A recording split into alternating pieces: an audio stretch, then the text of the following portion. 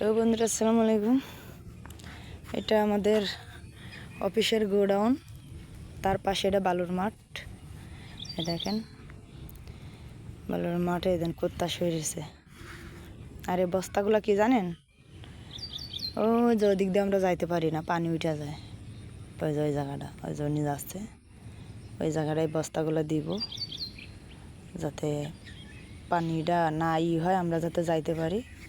তার কারণে এটা বানাইছে। দেখেন চতুর্দিকে পানি যায়। তাহলে এরা এত বৃষ্টি হয়েছে যে এত পানি,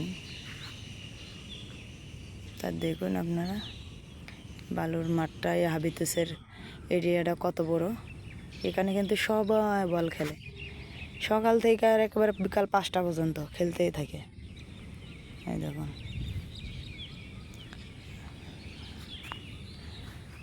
এই যে এদিকটা আমাকে বাসা হয়েছে।